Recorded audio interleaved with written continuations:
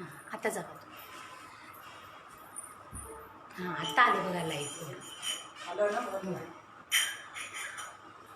श्रीमन्महागणाधिपतये नमः. श्री सरस्वत्यै नमः. श्री गुरुभ्यो नमः.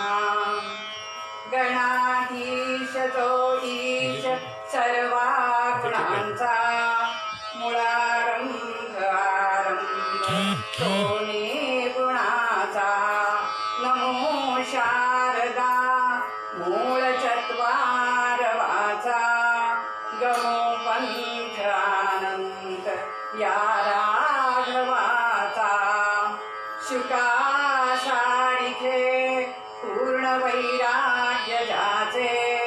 वशिष्ठापरी ज्ञानयोगेश्वराचे. कवी वाल्मिका सारिखा मान्य ऐसा. नमस्कार माझा सद्गुरु रामदासा. वृंदावनाशी बहुशांत काया. चाफा फुलला बहुवेळी निष्ठा. समाधीवरी वर्षत आहे गुरुना. नमस्कार माझा समर्थ वेणापदाला. तपस्वी तनु पूर्ण वैराग्य दीप्ती. सदांतरी ज्ञान तृप्ती. जया कामना रामरूपी निवाला. नमस्कार माझा सद्गुरु श्रीधराला. जय जय रघुवीर समर्थ. रामा हो जय रामा. रामा हो जय रामा. रामा हो जय रामा. पतित पावन पूर्ण कामा. पतित पावन पूर्ण कामा. रामा हो जय रामा. रामा. रामा हो जय रामा. रामा. नाथा हो दीन नाथा. नाथा. नाथा हो दीन नाथा. नाथा. नाथा. नाथा.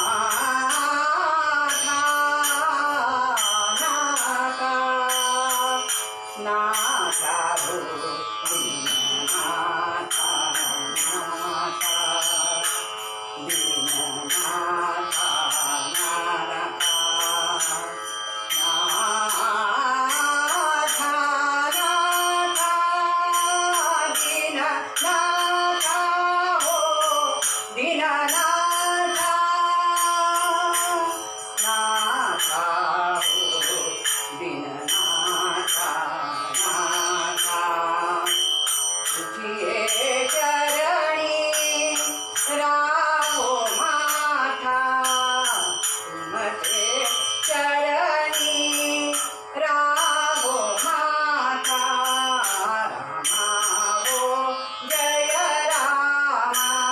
रामा. रामा हो जय रामा. रामा.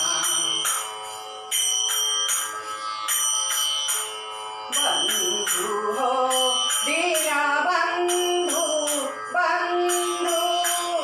बंधु हो दीनबंधु. बंधु. बंधु. बंधु हो दीनबंधु. दीनबंधु. दीनबंधु. बंधु हो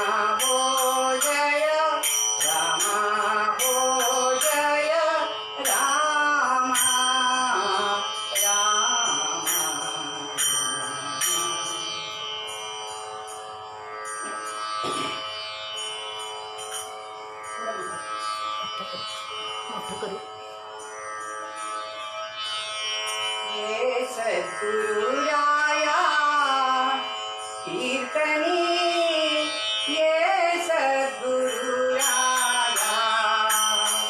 ये सद्गुरुराया कीर्तनी ये सद्गुरुराया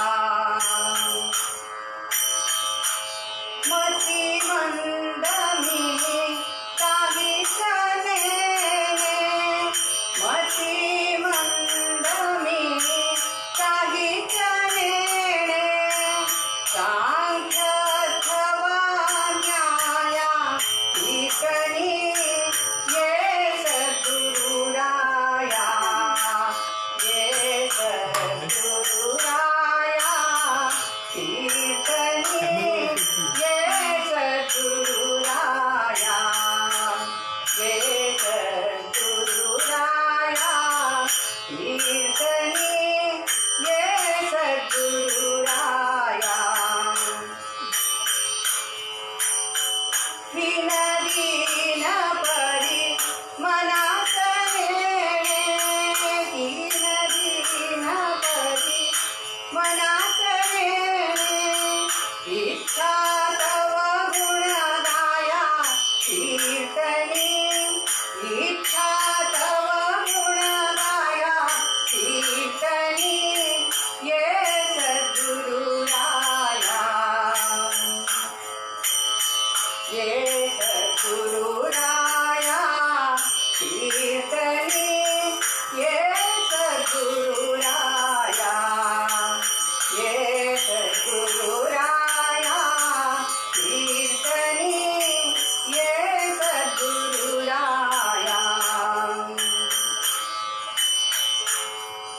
जनार्दन सद्गुरुदेवी नवी जनार्दन सद्गुरुदेवी नवी निरंजनी चाराया कीर्तनी निरंजनी चाराया कीर्तनी ये सद्गुरुराया ये सद्गुरुराया कीर्तनी ये सद्गुरुराया ये सद्गुरुराया कीर्तनी ये सद्गुरुराया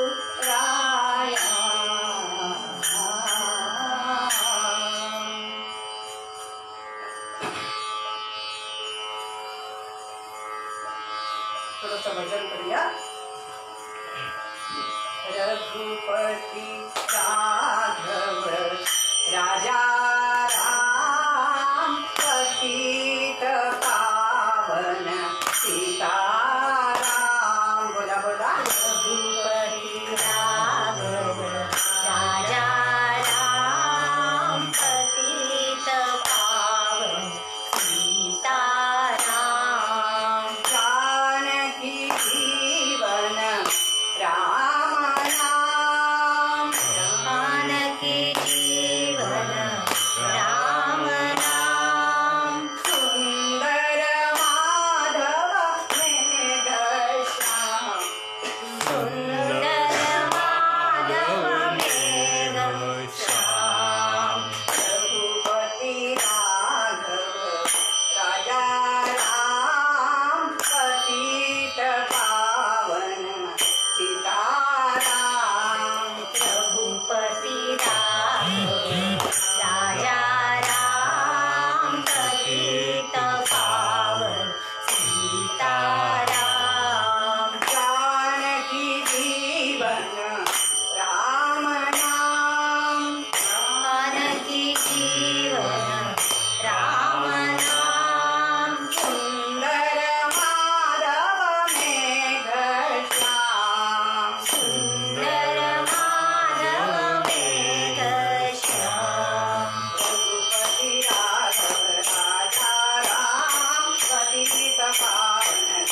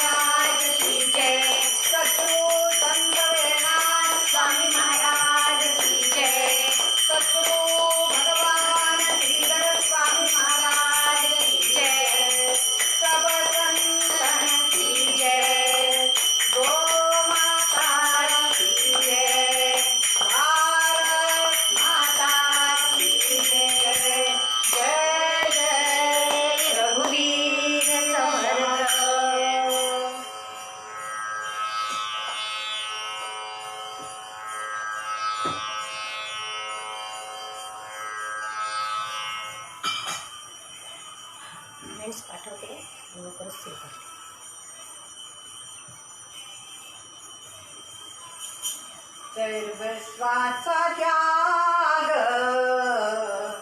तो सदा सोहळा, सर्वस्वाचा त्याग तो सदा सोहळा.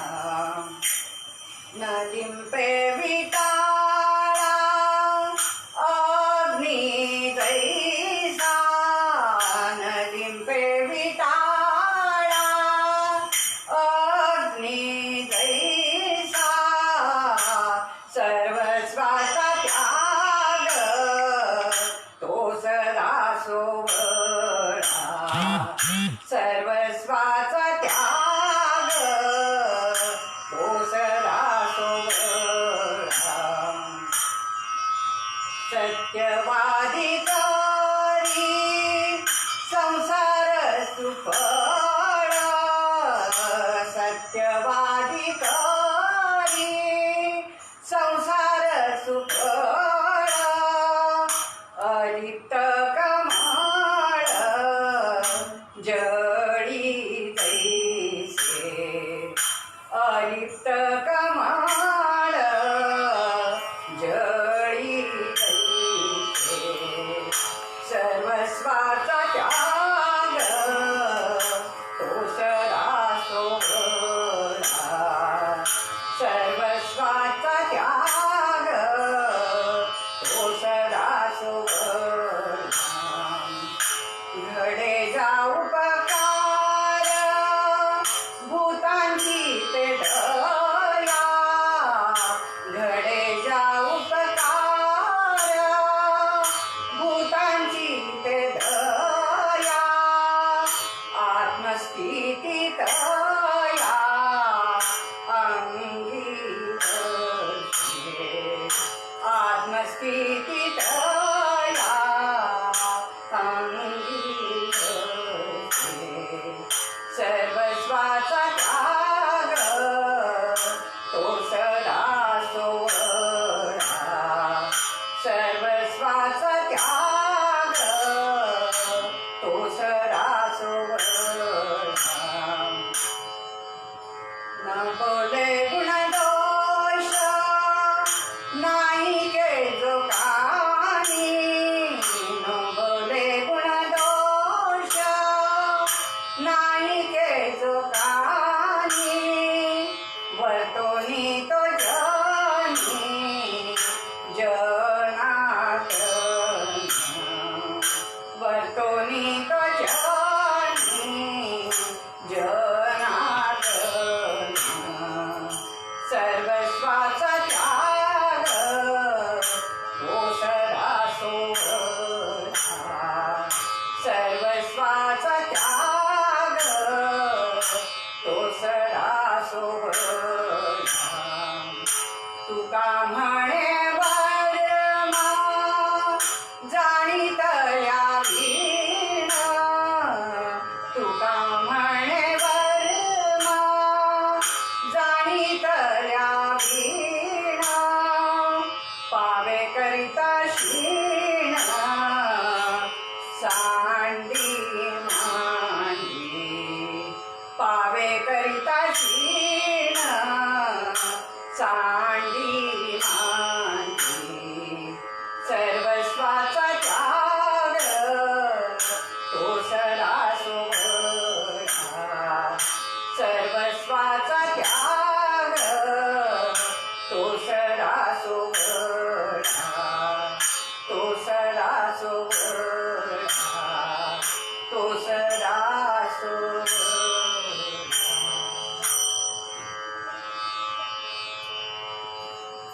आपदामपहर्तारं दातारं सर्वसम्पदां, लोकाभिरामं श्रीरामं भूयो भूयो नमाम्यहम्.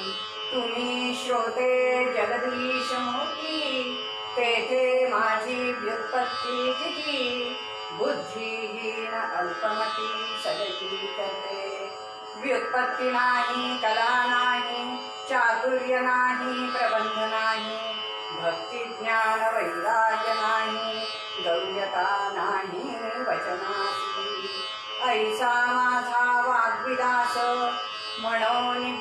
करते सावकाश. भावाचा भोगता जगदीश म्हणून या. अनेन प्रियतां देवो भगवान जानकीपती श्रीरामचंद्र पूर्वेषाम् अस्माकं कुलदैवतं. श्रोता वक्ता श्रीराम समर्थ, श्रीराम समर्थ, श्रीराम समर्थ. जय जय रघुवीर समर्थ.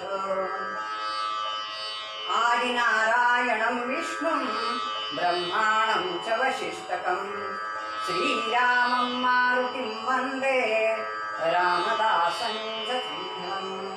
नमः शान्ताय दिव्याय सत्यधर्मस्वरूपिणे स्वानन्दामृततृप्ताय श्रीधराय नमो नमः. श्रीधराय नमो नमः. श्रीधराय नमो नमः. अखिल गुणनिधान भक्तवत्सल आराध्य दैवत श्री प्रभू रामचंद्र. उपास्य दैवत मारुतीराय. सद्गुरु समर्थ रामदास स्वामी महाराज, सद्गुरु संत वेणा स्वामी महाराज, सद्गुरु श्रीधर स्वामी महाराज. तसेच ज्या स्थानामध्ये ही कीर्तन सेवा सुरू आहे त्या स्थानातील सर्व अधिष्ठित दैवता, त्याचप्रमाणे ज्यांनी मला ह्या नारदाच्या गादीवर उभं केलं ते माझे गुरु समर्थ श्री कौस्तुभ महाराज आणि उपस्थित सर्व येथील श्रोत्यांना, त्याचप्रमाणे ऑनलाईन श्रोत्यांना वंदनयुक्त सन्मानयुक्त वंदन करून आजच्या कीर्तन सेवेला प्रारंभ करते. कीर्तनासाठी घेतलेला अभंग तुकाराम महाराजांचा आहे हे सर्व जाणकार श्रोत्यांनी जाणतच असेल. केव्हाही तत्वज्ञान हा विषय अतिशय क्लिष्ट असतो बघा. भारी कंटाळा येतो त्या तत्वज्ञानाचा. कुणाला जर निद्रा नाही असेल, झोप येत नसेल तर त्यांना खुशाल कीर्तनाला पाठवा. जरा सुरुवातीचं नमन होऊन निरूपणाला सुरुवात झाली रे झाली की डोलायला लागतील. परंतु तुकाराम महाराजांची अशी खासियत आहे की हा तत्वज्ञानाचा क्लिष्ट विषय ते अतिशय सोप्या पद्धतीने आपल्याला निरूपण करून सांगतात. तर बघूया तुकाराम महाराज काय म्हणतात. आता आपण त्यांच्या अभंगाचा एक एक ओवी घेऊन त्याचं निरूपण बघू. सुरुवातीला म्हणतात तुकाराम महाराज की सर्वस्वाचा त्याग तो सदा सोबत. आता सर्वस्व म्हणजे काय, सर्वस्वाचा त्याग म्हणजे काय, तर इथे त्यागमय जीवन तुकारामांना अपेक्षित आहे. महाराजांना त्यागमय जीवन अपेक्षित आहे. ज्याचं जीवन त्यागमय आहे तो कायम सोहळाच असतो असं म्हणतात. तर आता सोहळा म्हणजे काय हो. आता सोहळा या विषयावर आपण बरंच काही निरूपण ऐकलेलं आहे. सोहळं म्हणून म्हणतो, शिवाशिव म्हणतो, हे असे शब्द काही सोहळा ह्या शब्दासाठी वापरले जातात. परंतु महाराजांना इथे सोहळा ह्या शब्दाचा अर्थ पवित्र असा अपेक्षित आहे. म्हणजे ज्याचं जीवन त्यागमय आहे तो कायम पवित्रच असतो. त्याला वेगळं सोहळं नेसायची किंवा सोहळं नेसायची गरज नाही. तर सोहळं ही संकल्पनाच आधी पवित्रतेसाठी आहे, शुद्धतेसाठी आहे. आपण जेव्हा जेव्हा घरामध्ये सोहळ्याने स्वयंपाक करतो, बाहेर चप्पल काढून येतो, आता सगळा मोठा ढिंडोरा पिटवतात, चप्पल बाहेर काढा, हात धुवून या, हे संस्कार आम्हाला लहानपणापासूनच आहेत. म्हणजे हे सुद्धा सोहळ्याचाच एक भाग होता. बाळंतिणीच्या खोलीत कुणालाही प्रवेश नव्हता. कशासाठी? ह्या बॅक्टेरियाचा धोका त्या बाळंतिणीला पोहोचू नये म्हणून. म्हणजे थोडक्यात काय, त्यागमय जीवन असलेला मनुष्य हा सोहळाच असतो, पवित्रच असतो असं तुकाराम महाराजांना म्हणाले. आता पुढे बघूया त्यागमय जीवन खरं बरोबर आहे, पण त्याग म्हणजे काय? त्याग म्हणजे नक्की काय? त्याग ह्या शब्दाचा सरळ अर्थ घेतला तर त्याग करणे किंवा टाकून देणे. आता बघा, कुठलीही गोष्ट पटकन टाकून देणं शक्य आहे का? आता हा त्याग हा शब्द जेव्हा मनुष्याच्या बाबतीत वापरतात महाराज, त्यावेळेला आपण असा विचार करूया की मनुष्य जन्माला आला की त्याला काय त्यागायचं आहे का? शक्य नाही. ते जीवन, तो जीव आपल्याला त्यागता येईल का किंवा टाकता येईल का? तर येणार नाही. तुकाराम महाराजांना हे अपेक्षितच नाही आहे. तर त्याग या शब्दाचा नक्की अर्थ त्यांना काय अपेक्षित आहे याकडे आपण थोडंसं बघूया. तर हे त्यागमय जीवन, जीव जेव्हा उदरात प्रकट होतो तेव्हा सगळं घर आधार आनंदित होतं. प्रत्येक जण त्या जीवाला जपायसाठी धडपडतात. त्या बाईला काय हवं नको या सगळ्याचे आपण आणि सबंध घरदार आनंदाने नाचावं लागतं जेव्हा तो अजूनही उमटतो, अजून बाहेर पण आलो नाही. तर असा हा जीव मध्व मुनीश्वर म्हणतात, ह्या जीवाचं रक्षण परमेश्वर सुद्धा करतो. नुसती माणसंच नव्हे तर परमेश्वराने सुद्धा हा जीव जन्माला यायच्या आधी याची व्यवस्था करून ठेवलेली आहे. कशी करून ठेवलेली आहे हो? जननी जठरी रचियले तव, जननी जठरी रचियले तव, पासुनी पंचही प्राण रामा, तुम्हा यजमान रामा, तुम्हा यजमान. जननी जठरी रचियले तव, पासुनी पंचही प्राण रामा, तुम्हा यजमान रामा, तुम्हा यजमान. बाहेर येता मातेच्या स्तनी, बाहेर येता मातेच्या स्तनी, कयकेने निर्माण रामा, तुम्हा यजमान रामा, तुम्हा यजमान रामा, तुम्हा यजमान. म्हणजे जीव जन्माला आल्याबरोबर त्याच्या भरण पोषणाची व्यवस्था करावी लागते. लगेचच त्याच्या श्वासोच्छ्वासाची व्यवस्था सुरू होते. म्हणजे जीव जन्माला आल्याबरोबर त्याला टाकता येत नाही, तर त्याला त्याचा स्वतंत्र श्वासोच्छ्वास सुरू होतो आणि त्याच्या आहाराची व्यवस्था होते. आणि त्या आहाराची व्यवस्था परमेश्वराने किती सुंदर अमृत निर्माण करून त्या आईच्या स्तनामध्ये केलेलं आहे असं मध्व मुनीश्वर सांगतात. म्हणजे परमेश्वराबरोबर माणसांच्या बरोबर परमेश्वर सुद्धा हा जीव त्यागत नाही याची व्यवस्था करतो. मग आता पुढे त्याग म्हणजे काय करायचं? तर ह्या गोष्टीचं त्याग न करता कर्म जे आहे ते केलं पाहिजे. उदाहरणार्थ आता डोळे आहेत, हे बघायचं काम करणारच. कान आहे, ऐकायचं काम करणार. तोंड आहे, बोलण्याचं काम करणार. हात आपलं काम करणार, पाय आपलं काम करणार. ही सगळी कर्म चालूच राहणार. मग आता कर्म ही चालू राहणार. मग पुढे काय? कर्तव्य. कर्तव्य आलं तर ते कर्तव्य तरी आपल्याला टाळता येतं का? नाही येणार. तर कर्तव्य हे प्रत्येक मनुष्याने केलंच पाहिजे. विद्यार्थ्यांनी दिसत नाही म्हणते किंवा कीर्तन दिसत नाही म्हणते. विद्यार्थ्यांनी विद्या शिकली पाहिजे. विद्यार्थ्यांनी विद्या शिकली पाहिजे. त्याचप्रमाणे प्रपंचिकाने प्रपंच केला प्रपंचिकाने प्रपंच केला पाहिजे, विद्यार्थ्याने विद्यार्जन केला पाहिजे. एखादा म्हणेल मी लग्न नाही करणार, मला कसलंही बंधन नको. असे खूप लोक असतात, बायकाही असतात, पुरुषही असतात. त्यांना आपलं जीवन आरामात जगायचं असतं. मी नाही लग्न करणार. त्यांनी जरी नाही लग्न केलं तरी त्यांच्या मातापित्यांची जबाबदारी त्यांच्यावर असते. त्यामुळे ते तरी कर्तव्य त्यांना पार पाडावं लागतं. त्याचप्रमाणे जेव्हा शंकराचार्य संन्यासी व्हायला निघाले त्यावेळेला मातेने शोक केला.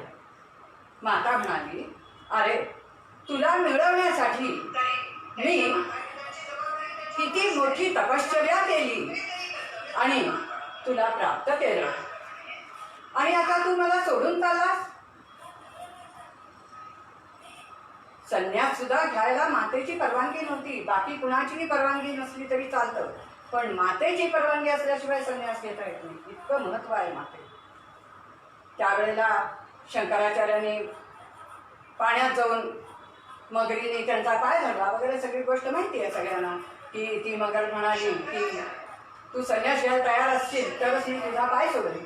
हे त्यांनी मातेला सांगितल्यावर मातेने ती परवानगी दिली. पण हे जे आहे संन्यासाला माता शोक करायला लागली. अरे किती घोर तपश्चर्या केली मी शिवाची आणि तुला प्राप्त करून घेतलं त्या भगवान शंकरांच्या तपश्चर्याने, आणि आता तूच मला सोडून चाललास. त्यावेळेला शंकराचार्य म्हणतात, माते शोक करू नको. माझा जन्म हा विश्वाचा धर्म पालन करण्यासाठी नाही. पण तू जेव्हा मला तुझ्या अंतसमयी हाक मारशील त्यावेळेला मी तुझ्या समोर येऊन हजर होईन. आणि त्याचप्रमाणे जेव्हा मातेने आपल्या शेवटच्या घटका मोजताना शंकराचार्यांना आपल्या मुलाला हाक मारली त्यावेळेला शंकराचार्य तिथे प्रकट झाले आणि त्यांनी मातेचे अंत्यविधी केले. इथे मुद्दा असा आहे की संन्यासांना सुद्धा हे कर्तव्य करणं चुकलेलं नाही, ते करावंच लागलं. मग तिसरं काय आहे? विहित कर्म. विहित कर्म. आता इथे एकंदर त्यागमय जीवनासाठी काय काय अपेक्षित आहे ते बघूया. कर्म केलं पाहिजे, कर्तव्य बजावलं पाहिजे, आणि तिसरं काय आहे? विहित कर्म केलं. आता विहित कर्म म्हणजे काय? विहित कर्म म्हणजे आपण ज्या वर्णाश्रमात जन्माला आलो ते आपण पार पाडलं पाहिजे. तर हे तिन्ही कर्म जे व्यवस्थितपणे पार पडतात. आता कर्म करणं डोळे दिले म्हणून काय वाटेल ते बघायचं नाही. तोंड दिले म्हणून काय वाटेल ते नाही. भजन कीर्तन करायचं, लोकांचं मन दुखवणं, म्हणूनच हे विहित कर्म आहे. विहित कर्म काय आहे? जे परमेश्वरांनी आपल्याला अवयव दिले त्याचा योग्य तो उपयोग करून आपल्याला मोक्ष गाठायचा.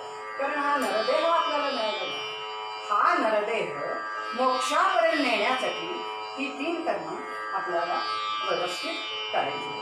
म्हणून म्हणतात सर्वस्वाचा त्याग तो सदा सोड.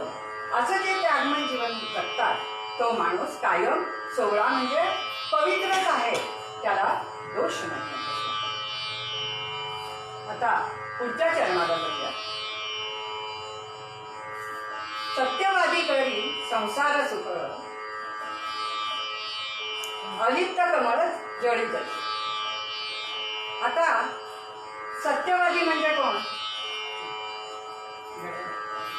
सत्यवादी म्हणजे कोण? सत्यवादी म्हणजे ब्रह्मज्ञानी. सत्यवादी म्हणजे ब्रह्मज्ञानी. हे जगन्मिथ्या, ब्रह्मसत्य जगन्मिथ्या असं सांगतात आपले संत. आता संसार हा मिथ्याच आहे, मग तो करायचाच नाही का? किंवा तो कसा करायचा? तर हा देह जो आहे ना तो अनित्य आहे. संसार मिथ्या आहे आणि देह अनित्य आहे. तर अनित्य आणि मिथ्या हे 2 समानार्थी शब्द आहेत. म्हणून ह्या अनित्य देहाने मिथ्या संसार करणे किंवा मिथ्या देहाने मिथ्या संसार करणे. इथे आपण एक दृष्टांत बघूया. एक ग्रस्त होते, रोज पहाटे फिरायला जात होते आणि त्यांची एक ठरलेली जागा होती. जायचं, त्या टेकडीवर चढायचं, तिथे एक चौथरा होता, त्याच्यावर बसायचं, थोडा वेळ विश्रांती घ्यायची आणि परत यायचं. त्याप्रमाणे ते रोजच्यासारखे उठले आणि फिरायचं की आपला काय ड्रेस आहे तो घालून काठी गाठी सगळं करून बाहेर पडले. पण त्या दिवशी काय झालं होतं, त्यांना चुकून जरा लवकर जागा होती आणि त्यांना काय वाटलं मी रोजच उठतो, रोजची वेळ झाली असेल म्हणून ते बाहेर पडले. आणि पौर्णिमेचे दिवस होते, टिपूर चांदणं पडलं होतं, त्यामुळे वेळही त्यांना कळली आणि गेले ते नेहमीप्रमाणे. ती टेकडी चढली आणि नेहमीचा जो चौथरा होता तिथे एक वाघ, जंगलातली जागा होती म्हणजे निसर्ग सौंदर्याने नटलेली, एक वाघ पलीकडे तोंड करून बसलेला होता. पलीकडे तोंड म्हणजे यांच्याकडे तोंड नव्हतं नशिबाने. आणि त्या वाघाला बघितल्यावर ह्या माणसाला असा काही घाम फुटला. पळत पळत पळत पळत पळत तो घरी आला. कसा बसा घरापर्यंत आला तो दारातच कोसळला. दारातच कोसळल्यावर सकाळी दूध द्वारा आल्यावर त्यांनी पाहिलं त्याला काय झालं. साहेब पडले सगळ्यांना आजूबाजूचे लोक जमा झाले. आरडाओरडा ऐकून त्यांना उठवलं, आत नेलं, डॉक्टरांना बोलवलं, त्यांना सावध केलं. म्हणाले काय झालं तुम्हाला, काय एकदम कुठे असे कसे चक्कर येऊन पडला. मग म्हटलं त्यांनी सांगितलं की असं झालं होतं, रोजच्याप्रमाणे मी फिरायला गेलो आणि तो वाघ मला दिसला आणि ते बघितल्यावर मला भीती वाटली आणि मी चक्कर येऊन पडली. ठीक आहे म्हणाले, सगळं औषध पाणी झालं, सगळे लोक आपापले घ्यायला गेले. पण ह्या ग्रहस्थाच्या मनात काही गोष्ट जाईना. त्याला रोज रात्र झालं की तो वाघ दिसायला, झोपला रे झोपला की त्याला वाघ दिसायचा आणि तो झोपेमध्ये वाघ वाघ जोरात ओरडून जागा व्हायचा. जागाचं असं असतंय बघा, मन फार वाईट असतं. एखादा धक्का आपल्याला बसला तर ते जाणार नाही म्हणजे जाणार नाही. त्याला माहिती आहे आपल्याला काही झालेलं नाही, आपण सुखरूप आहोत. पण झोप लागली की त्याला त्या वाघाच्या स्वप्नाने जागेची आणि तो ओरडायला काय. शेवटी त्यांनी काय केलं की आता ह्या वाघाला मारलं पाहिजे. ह्या वाघाला मारल्याशिवाय मला काय चैन पडणार नाही, मला स्वस्तता पडणार नाही. तो गेला बंदूक आणला, विकत आणला. त्यांनी सांगितलं फौजदाराला की मला बंदूक पाहिजे, लायसन्स पाहिजे, बंदूक पाहिजे. हो का म्हणाले, कशासाठी पाहिजे. तर त्यांनी सांगितलं अहो वाघ आहे त्याला मारायचं. कुठं आहे वाघ, एवढं तुम्ही सांगायला लागलं तिथपर्यंत वाघ म्हणून आहे कुठे तो वाघ. ते म्हणाले अहो वाघ नाही आहे, वाघ मी एकदा बघितल्यावर तो सारखा माझ्या स्वप्नात येतोय आणि मला झोपू देत नाही आणि मी वाघ वाघ म्हणून जागा. हा तिच्या एवढंच ना म्हणाले, खोटाच वाघ आहे ना, मग त्या खोट्या वाघाला मारायला तुम्ही खरी बंदूक कशाला घेताय. तर तुम्ही ती खोटीच बंदूक घ्या हातात आणि मारून टाका त्या वाघाला म्हणून त्यांनी सांगितलं. म्हणजे इथे मिथ्या वाघ मागायला मिथ्या बंदूक. त्याचप्रमाणे हे जे सत्यवादी लोक असतात, ब्रह्मज्ञानी लोक असतात, हे संसार हा मिथ्या मानून हा देह आपला अनित्य आहे म्हणून त्याप्रमाणे करतात, संसार करतात. म्हणजे संसारातला सुखदुःखामध्ये ते गुंतून पडतात. गुंतून न पडता त्या मायेमध्ये गुरफटून न पडता ते संसार करत असतात. याच्यासाठी तुकाराम महाराजांनी एक उदाहरण दिलेलं आहे. तर हे सत्यवादी कसा संसार करतात, तर अलिप्त कमळ जळीत असते. म्हणजे जगामध्ये जसं कमळ चिखलात राहून सुद्धा तो चिखल किंवा पाणी आपल्या अंगाला लागू देत नाही. ते कमळ प्रसन्नच असतं, टवटवीतच असतं. जर चिखलाचं कोणी कमळाचं कोणी सरोवर पाहिलं असेल तर तुम्हाला लक्षात येईल, वरती सुंदर सुंदर कमळं उगवलेली असतात, पण जर त्या तळ्यात तुम्ही गेला तर अगदी खोलपर्यंत जाऊ शकता. इतका तो खोल चिखल असतो, त्याचे तंतू खूप सगळीकडे पसरलेले असतात. ते कमळ जसं तो चिखलानी पाणी आपल्याला संपर्क न होऊ देता सुंदरपणे उगवतं, त्याप्रमाणे हे सत्यवादी लोक संसार करत असतात. आशेमध्ये आहे तेव्हाही बघा, आशा ही माणसाला दुःखाच्या खाईत लोटते. आशा केव्हा माणसाला दुःख होतं, जशी आशा वाढत जाईल तसं माणसाला दुःख होतं. आताच बघा तुम्ही, आपण किती सुखी आहोत.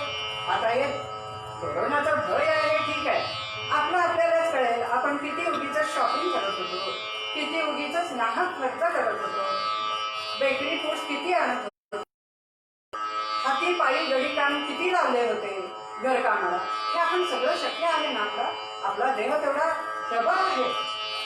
तर ह्याप्रमाणे ते सुखाच्या मागे धावत नाही, कारण सुखाच्या आशेच्या मागे धावलं की ती आशा केव्हाही दुःखाच्या खाईत आपल्याला लोटत असते.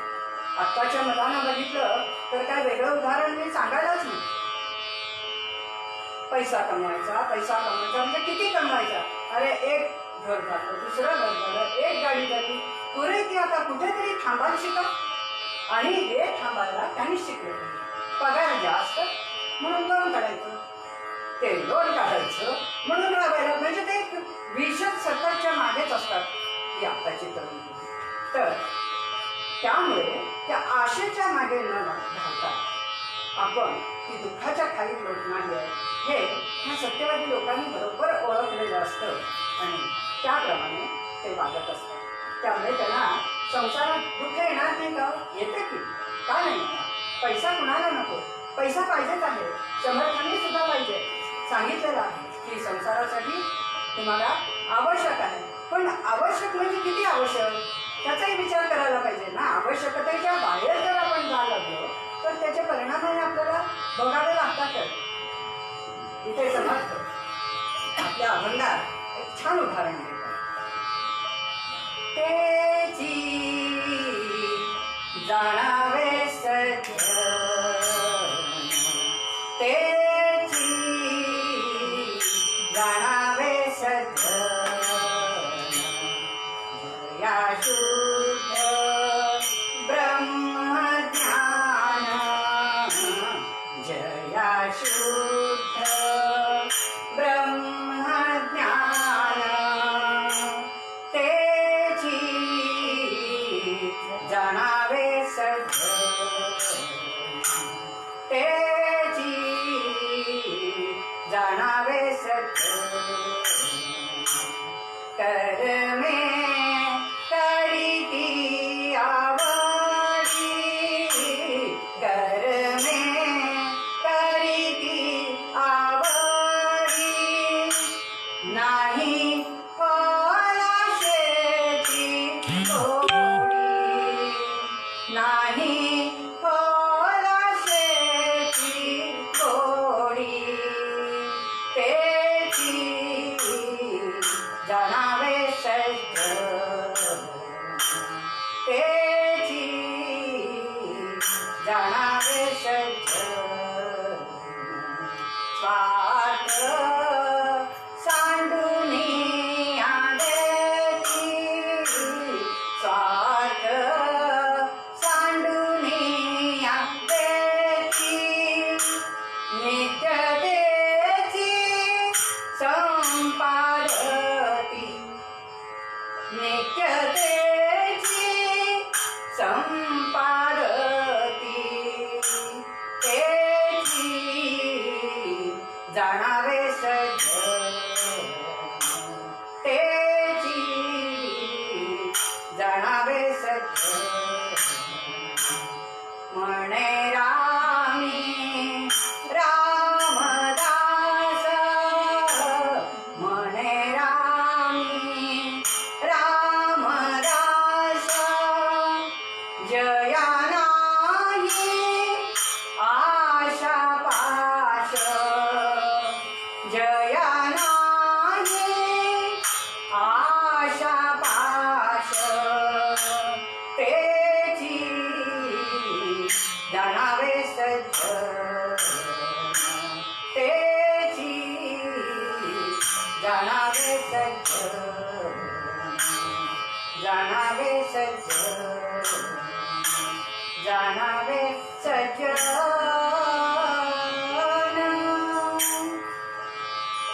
संतांचं कसं असतं बघा ना, ते जेव्हा अभंग रचतात तेव्हा सगळ्यांचं तत्वज्ञान शेवटी एकच असतं. आता हा तुकारामांचा अभंग घेतला तर त्याचा मतितार्थ आणि हा समर्थांच्या अभंगाचा मतितार्थ दोन्ही एकच आहे.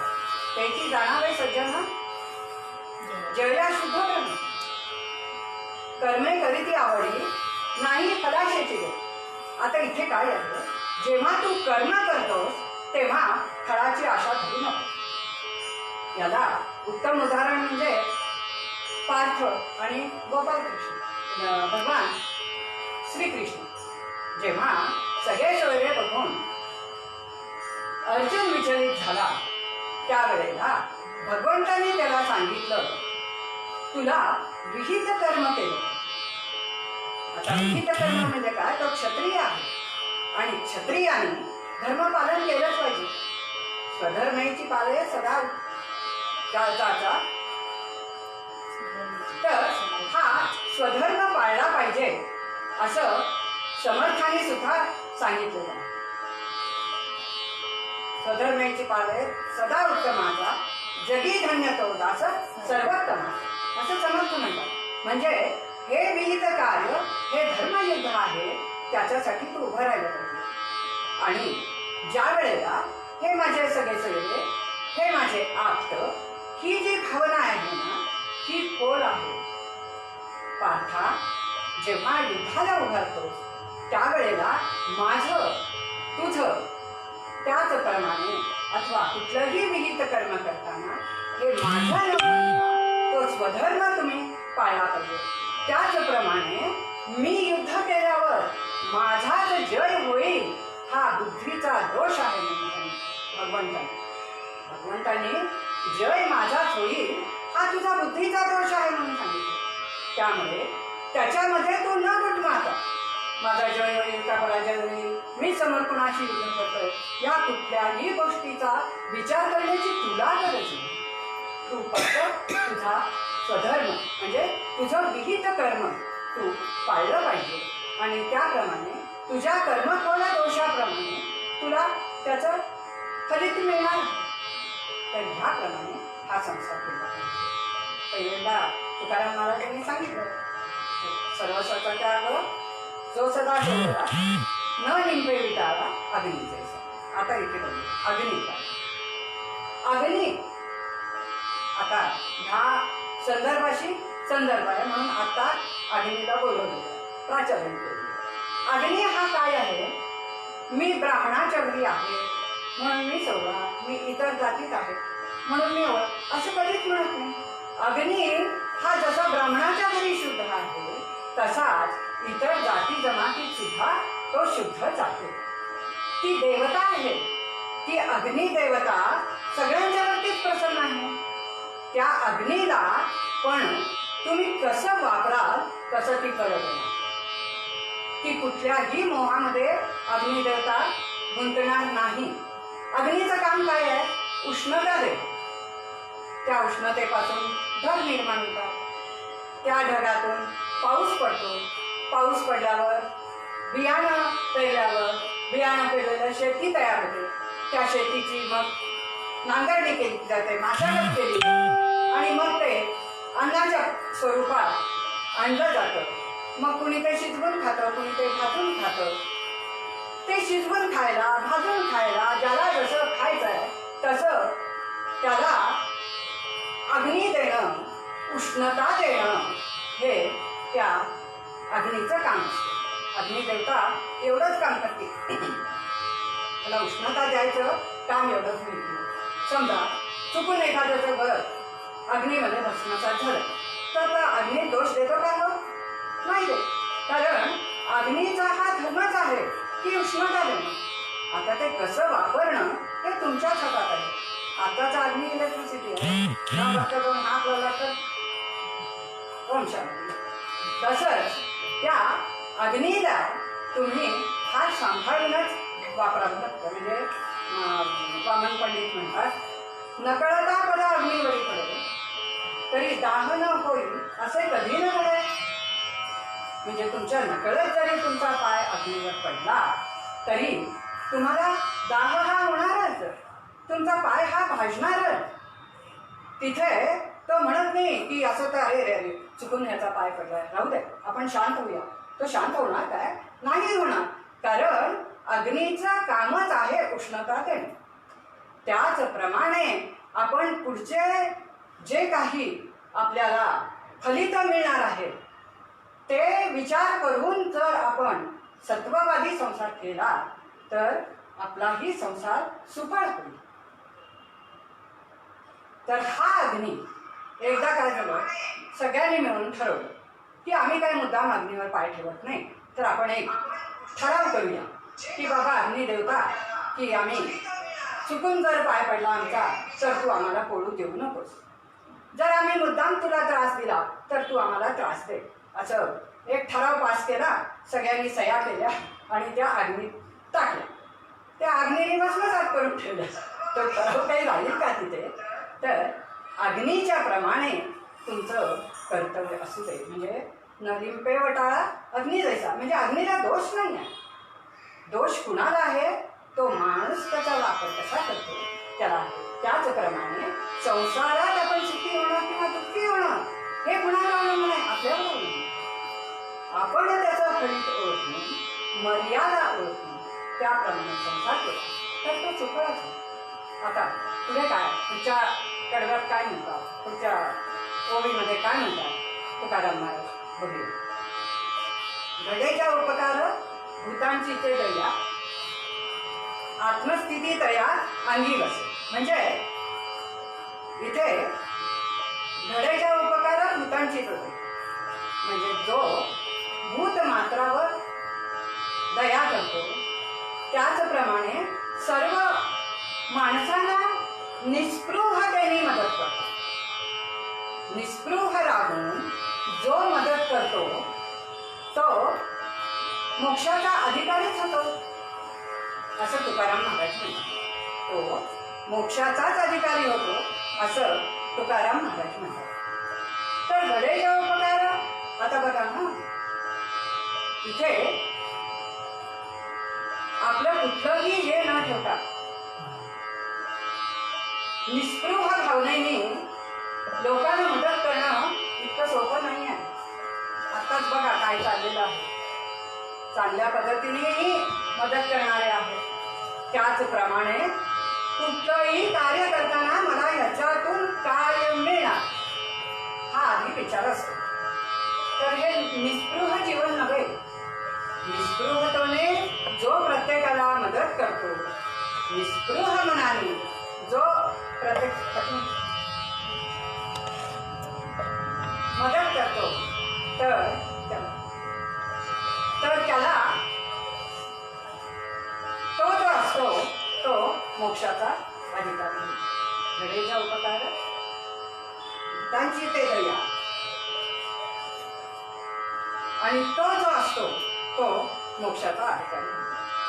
आता निस्पृह सेवा करतातच आमचे मोदीजी. येणार आहे आपलं राम मंदिर होणार आहे. अहो किती कायदे केले, त्यांना आपल्या जीवाची भीती नसेल. किती कायदे केले जे 50 वर्षात झाले नाही असे कायदे. तिथे त्यांनी जातपात काहीही मानलं नाही. प्रत्येक माणसाचं सुख आणि प्रत्येक माणसाला उत्तम जीवन जगता यावं हे गोरखा काढला, तलाक काढला, काश्मीर ताब्यात घेतला. अहो ही सामान्य गोष्ट नाही.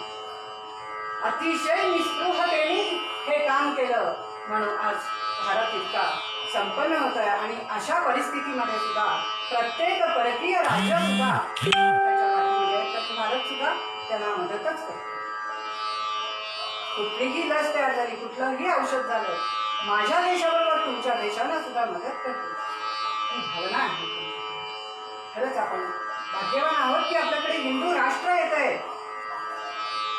आता चौथ्या याच्याकडे जाऊया. नवोने गुणदोष नाही के जो कामी पॉलित तो जनी जनार्दन वर्तणी तो जनी जनार्दन. आता हे फारच अवघड आहे ना. नवोने गुणदोष नाही के जो कामी जाणं म्हणजे कुणाचेही गुणदोष काढायचे नाही. आता साधं उदाहरण घेऊया. 4 मैत्रिणी जमलेल्या असतो नेहमीच आपला एक ग्रुप असतो 7-8 मैत्रिणींचा. जी मैत्रीण अबसेंट असते तिच्याबद्दल बोलतात आपण. म्हणजे मैत्री असती चांगली असू नये हे अगदी सामान्य उदाहरण सांगते मी तुम्हाला. नेमकी बोलतोच की नाही बारी पटकळ आहे बघ आहे चांगली पण बारी आता काही गरज आहे का हे बोलायची. तुम्हाला माहिती आहे ना तिच्यापासून बाकीचे जर चांगले गुण आहेत ते घ्यायचे. पण असं म्हणत आणि आपल्या गुणांचं सुद्धा वर्णन जो करत नाही तो वर्तनी तो जनी जाणार. तो आपल्या समाजातला ईश्वर आहे असं जाणवतो. आपल्या समाजातला ईश्वर आहे जो स्वतःचं अनेक कामं करून कौतुक करून घेत नाही किंवा ते कौतुक ऐकायला थांबत नाही किंवा दुसऱ्यांचा गुणदोष काढत नाही नव्हे तो तिथे ऐकायला सुद्धा थांबत नाही. समजा कोणी एखादा टवाळकी करायला लागली तो त्यांनाही सांगायला जात नाही आपणही ऐकत नाही तिथून उठून बाजूला होतो. तर हा जो आहे ना हा समाजातला एक ईश्वर आहे असं समजा. आता राम मंदिर उभारल्यावर बऱ्याच जणांच्या लोकांत कोशूनही उठलंयच की पूर्वी काय रावणच वाईट होता असं नाही आहे. रावण दशकरोती ब्राह्मण होता पण रावणाची दातोंड हे त्याचे विकार आहेत ती वृत्ती आहे राक्षसी वृत्ती आहे. आता काय झालंय तोंड तेवढी बदलली आहेत नाही वृत्ती आहेच की राक्षसी वृत्ती नाही आहे का. सगळ्यांनाच काही आनंद झालेला नाही आहे. पण आज हिंदू राष्ट्र उभारत आहे म्हटल्यावर सगळ्यांनी साथ द्यायला नको का. पण असे जगात लोक असणारच ते ज्याचं तरी ओळखून वागलं पाहिजे. आणि शेवटच्या कडव्यामध्ये तुकाराम महाराज म्हणतात की तुका म्हणे वर्म जाणी तल्याविण. तुका म्हणे वर्म जाणी तल्याविण सांडवर नेतात ना सांडी मांडली. तर इथे काय म्हणतात की वर्म ओळखल्याशिवाय तुम्ही कुठलीही मदत करू नका. वर्म ओळखल्याशिवाय तुम्ही वागू नका. दान सत्पात्री करावं. तुम्ही ते वर्म ओळखून नंतर हे सोडायचं का ते सोडायचं हे करायचं का ते करायचं हे सगळं तुम्ही ठरवा. इथे एक छोटासा दृष्टांत बघूया. इथे दृष्टांत काय आहे. एका बाईने चुलीवर दूध तापवायला ठेवलं. दूध तापलं आणि ती साखरेचा डबा घ्यायला बाजूला गेली. हे नेहमीच आहे आपलं. आणि इकडे गेली याच वस्तू दूध उतू गेलं. हे नेहमीच करतं प्रत्येकाला हा प्रत्येक बाईला अनुभव आहे ह्याचा. दूध उतू गेल्यावर त्या बाईने काय करावं. आता एवी तेवी साय गेली हो वाईट वाटतं बायकांना साय उतू गेली ती. मग एवी तेवी साय उतूच गेली आहे दूध उतूच गेलं आहे त्याचा काय आता उपयोग नाही आपल्याला. म्हणून काय केलं पळी पंचपात्र घेतलं. पंचपात्रीतलं पाणी घेऊन श्रीकृष्णार्पणमस्तु म्हणाल. अहो अशाने पुण्य लागणार आहे का. नाही. तर जेव्हा तुम्ही पुण्याईची कामं करता त्यावेळेला ते कर्म तुमचं योग्य आहे हे तुम्ही करता. चांगलं पुरणपोळीची जेवणा करून पोटभर लोळणाऱ्या माणसाला जर तुम्ही अन्नदान केलं तर त्याचा काही फायदा आहे का. भुकेल्या माणसाच्या तोंडात तुम्ही 2 घास घातले तर त्या त्यागाचं. म्हणून तुकाराम महाराज म्हणतात की हे वर्म जाणून तुम्ही तुमचा त्याग करा. तुमचं त्यागमय जीवन संपन्न करा असं तुकाराम महाराजांनी म्हणायचं. म्हणून मूळ पदार्थ महाराज म्हणतात तेची जाणावे सत्य. मूळ पद बदललं. म्हणून तुकाराम महाराज मूळ पदार्थ म्हणतात सर्वस्वाचा त्याग हो सदा सर्व तो सदा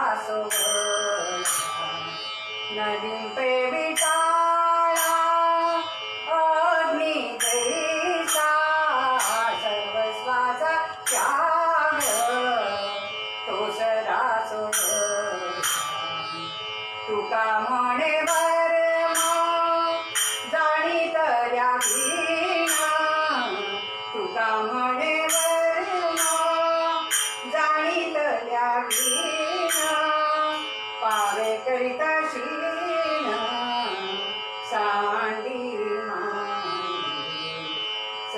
सर्वस्वाचा त्याग तो सदा सोहळा सर्वस्वाचा त्याग तो सदा सोहळा तो सदा सोहळा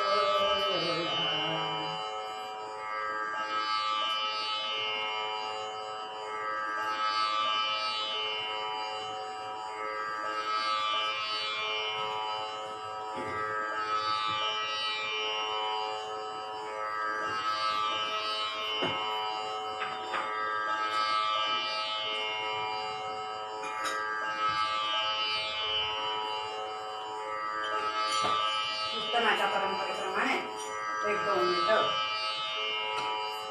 नाम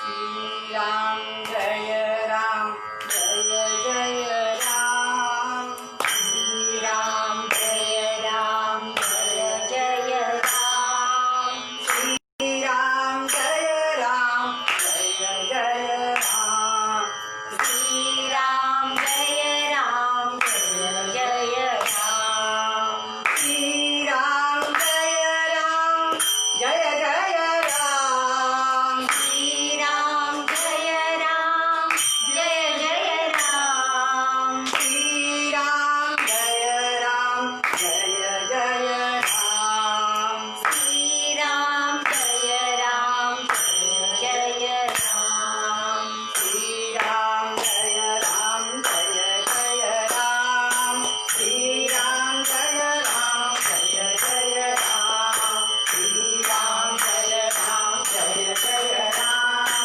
श्रीराम जय राम जय जय राम राजाधिराज रामचंद्र महाराज की जय महारुद्र हनुमान की जय श्रेष्ठ गंगाधर स्वामी महाराज की जय राष्ट्रगुरु समर्थ रामदास स्वामी महाराज की जय सद्गुरु संत वैनाथ स्वामी महाराज की जय सद्गुरु भगवान श्रीधर स्वामी महाराज की जय सब संतन की जय गो माता की जय भारत माता की जय जय जय रघुवीर समर्थ आर्य सनातन वैदिक हिंदू धर्म की जय जय जय रघुवीर समर्थ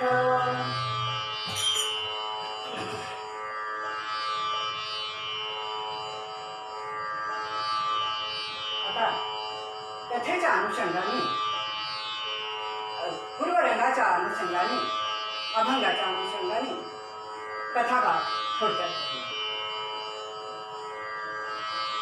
3 लोक आहेत. विष्णूचा वैकुंठ लोक, भगवान शंकरांचा कैलास पर्वत, त्याचप्रमाणे श्रीकृष्णांचा गोल. तर कैलास पर्वतावर आपल्या स्वस्थानी कैलासावर भगवान शंकर तपश्चर्येला बसले. कसे दिसतायत हो भगवान शंकर? अगदी तपश्चर्येमध्ये मग्न आहे. कर्पूर गौर कांती, गळ्यामध्ये रुद्राक्षाच्या माळा, भस्म लेपन अंगाला केलेलं, कटीवर मेखला, बसायला मृगाजन आणि नासिकाग्र मुद्रा आहे. गळ्यामध्ये सर्प आहे, डोक्यावर चंद्र आहे, गंगा वाहती आहे. पण भगवान शंकर ह्या ध्यानामध्ये इतके रमलेले आहेत की त्यांना कशाचाही भान नाही. अगदी त्यांची ब्रह्मानंदी ताळी लागलेली आहे. पूर्णपणे त्या ध्यानामध्ये मग्न आहे. तिथे देवी दाक्षायणी, दक्ष प्रजापतीची कन्या, भगवान शंकरांची पत्नी दाक्षायणी येते आणि तिला असं वाटतंय की मला केव्हापासून भगवंतांना एक प्रश्न विचारायचा आहे. भगवंत बघेल तेव्हा एक तर ध्यानात मग्न असतात, नाही तर भक्तांना त्यांच्या संकटातून सोडवण्यासाठी तिकडे गेले असतात, युद्धावर तरी असतात, भक्तांचं रक्षण करण्यासाठी तरी असतात, ध्यानात तरी असतात. मग मी विचारायचं तरी कधी माझा प्रश्न? केव्हापासून मला हा प्रश्न मनात चलतोय की भगवंतांना हा प्रश्न विचारेल, भगवान श्री शंकरांना हा प्रश्न विचारेल. म्हणून दाक्षायणी तिथेच नम्रपणे हात जोडून भगवंत ध्यानातून जागे होण्याची वाट. तिनं भगवंतांना हलवून जागं नाही बरं का केलं, नाहीतर आम्ही काय हो किती वेळ झोपला उठा, नाही तसं नाही. तर ती अगदी नम्रपणे हात जोडून तिथे भगवंताच्या समोर उभी आहे की हे कैलासनाथ केव्हा एकदा ह्या ध्यानातून जागे होतील आणि मी हा प्रश्न विचारला. आणि तिनं ठरवूनच टाकले की किती वेळ आज उभारावं लागलं तरी चालेल, पण हा प्रश्न विचारल्याशिवाय सोडायचा नाही. हा प्रश्न विचारूनच आपण नंतरच मोकळं व्हायचं. आणि ती उभी आहे आणि निरीक्षण करते भगवंताला. किती बरा आनंदात आहे भगवंत. मध्येच उदासीन दिसतात, मध्येच हसतात आणि किती त्या ध्यानामध्ये तल्लीन झाले. असं कुणाचं बरं ते ध्यान करत असते की अगदी कौतुकाने आपल्या पतीकडे भगवान शंकरांच्याकडे पाहिले. थोड्या वेळाने भगवान शंकर ध्यानातून जागे झालेले आहेत आणि ते समोर दाक्षायणीला बघतात. दाक्षायणी म्हणती, अतिशय नम्रतेने भगवंतांना नमस्कार करते आणि म्हणते की भगवान, तुम्हाला केव्हापासून मी एक प्रश्न विचारेन म्हणते, आणि तो प्रश्न माझ्या मनात केव्हापासून आहे पण विचारणं झालं नाही. पण आज तो प्रश्न विचारायचाच म्हणून मी आले. विचार म्हणतो नाही, पण माझी एक अट आहे. बरं, काय अट आहे? तर दाक्षायणी म्हणती की मी जो प्रश्न विचारेन तो प्रश्न विचारल्यावर तुम्ही रागाला यायचं नाही. तुम्ही शांतपणे त्याचं उत्तर द्यायचं. तुम्ही रागवायचं नाही माझ्यावर. त्यावेळेला भगवान शंकर म्हणतात, हे शक्य नाही माझ्या हातून. तुला माहिती आहे माझा कोप केवढा आहे तो. प्रत्यक्ष मदन सुद्धा टिकला नाही माझ्यासमोर. आणि जर प्रश्न राग येण्यासारखा असेल तर मला राग येणार, आणि जर प्रश्न राग येण्यासारखा नसेल तर काही प्रश्नच नाही आहे. विचार, तुझा प्रश्न काय आहे विचार. आताच्यासारखं नाही मी रागवणार नाही, विचार. अजूनही म्हणाले बरं भगवान. मग त्यांनी सांगितलं की विचार तुला काय. तर दाक्षायणी म्हणते, भगवत्सं परो देवः सर्वज्ञः सर्वपूजितः ओध्यायं स्वामिन् दिग्वासा मदनान्तकः. अहो भगवान, तुम्ही तुमची पूजा सगळेजण करता.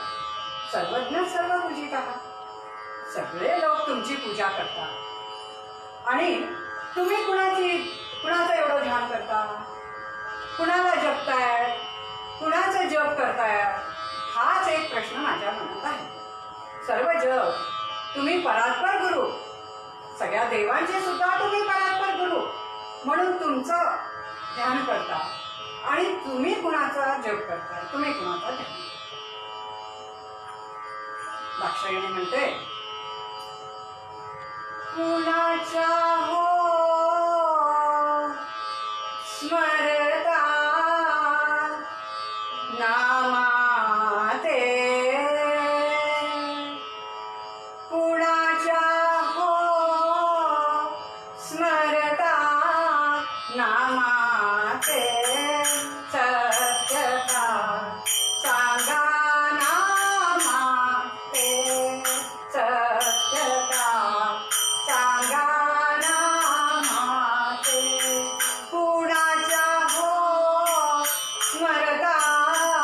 नामाचे तत्व का सांगा नामाचे कधीतरी उदासीन दिसता कधीतरी उदासीन दिसता आपुल्या मनात की हसता आपुल्या मनात की हसता.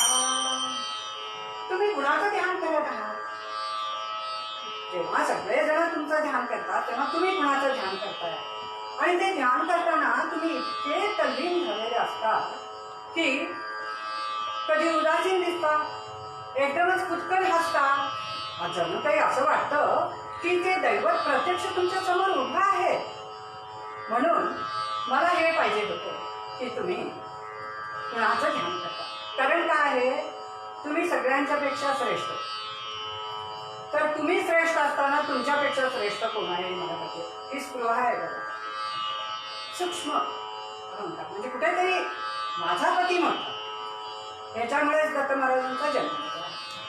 या तिन्ही देवींना गर्व झाला आपणच मोठे आहोत. जेव्हा अनसुया यांच्यापेक्षाही श्रेष्ठ पतिव्रता आहे कळली तेव्हा नारद मुनींचं नाकामच आहे अहंकार. मग तो सूक्ष्म असू दे मोठा असू दे तो काढून टाकायचा. मग आपल्या पती इतका मोठा असताना तो कशाला कोणाचं जप करतो. एक थोडंसं एक बारीक सर होती त्या दाक्षिण्यांचं नाव. म्हणून ती म्हणाली की तुम्ही कुणाचं नाव घेताय कुणाचं ध्यान करताय. कोण असे हो श्रेष्ठ तुम्हाहून नाम जयाचे घेता.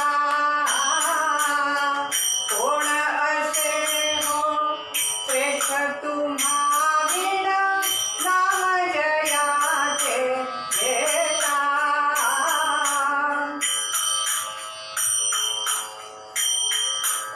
ऐसे ऐकून शंकर वदती ऐसे ऐकून शंकर वदती प्रमुदित होऊन चित्ता.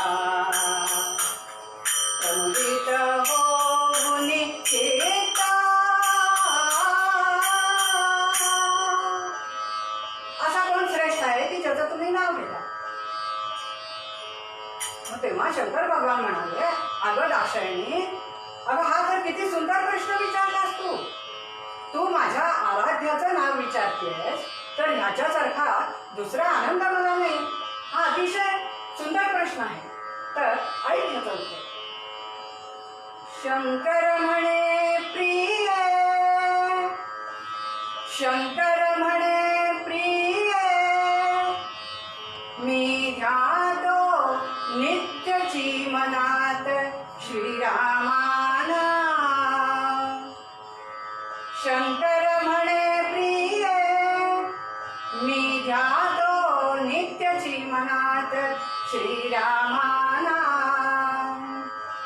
बैसुनी विपिनी जाचा बैसुनी विपिनी जाचा.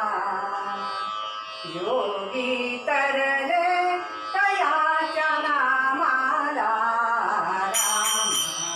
राम राम राम हरे हरे राम राम राम राम रघोत्तम राम राम राम राम सीतापते राम राम. अगं प्रिय मी त्या श्रीरामांचं नाव घेत असतो त्यांचा जप मी करत असतो त्यांच्या ध्यानामध्ये मी असतो. तुला माहिती आहे का माझं आराध्य दैवत कसं आहे. तर ते सूर्यासारखं तेजस्वी आहे परंतु त्याची उष्णता ते आपल्या भक्तांना लागू देत नाही. तर त्यांची जी भक्तावरची माया आहे ती चंद्रासारखी शीतल आहे. आणि जे त्यांचं नाम घेतात त्यांना ध्यातात त्यांचं ध्यान करतात त्यांचं पाप ते नष्ट करून टाकतात. अग्नीसारखं जाळून टाकतात, अग्नीमध्ये जाळून टाकतात आणि त्यांना मोक्षाच्या प्राप्तीपर्यंत घेऊन जातात. असं हे रामनाम आहे.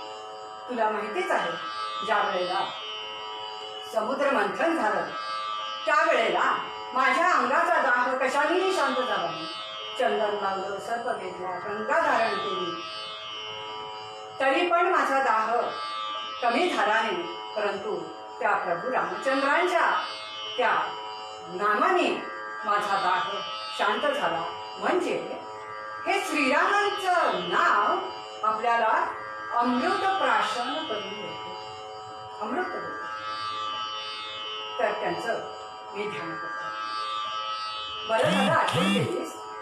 अगं, विष्णूने श्रीरामांच्या रूपामध्ये अवतार घेतलेला आहे रावणाचा नाश करण्यासाठी, आणि ते आता इथे जंगलामध्ये हिंडत आहे.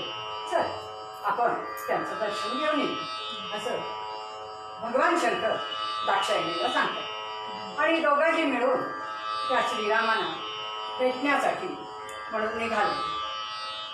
इकडे काय झालंय, दंडकारण्यामध्ये त्या पर्णकुटीजवळ सीतामाई फुलं तोडतीये आणि तिथेच एक सुवर्ण मृग हिंडतो. आणि तो सुवर्ण मृग बघितल्यावर सीतेला त्याची आसक्ती निर्माण झाली की आपल्याला हा सुवर्ण मृग पाहिजे. आणि ती रामाला याला म्हणती आहे, मज आणून द्या हो हरिण अयोध्या.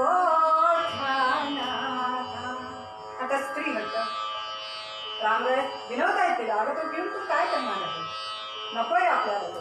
पण नाही, हे सगळं पूर्वनियोजितच असतं.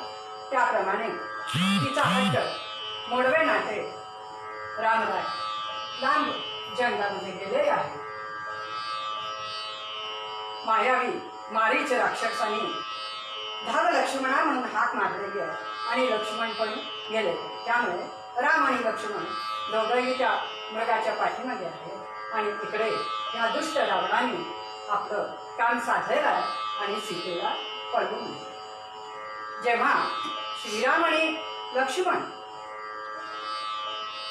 तो मारीच राक्षस आहे हे ओळखल्यावर जेव्हा परत येतात त्यावेळेला बघतात तर कुटीमध्ये सीतामाई नाही आहे, सीता नाही आहे. त्यावेळेला फार दुःख झालेलं आहे रामरायांना. आपण का गेलो आणि हे काय घडलं. आता सीतेचा शोध तर घेतला पाहिजे कुठे गेली म्हणून.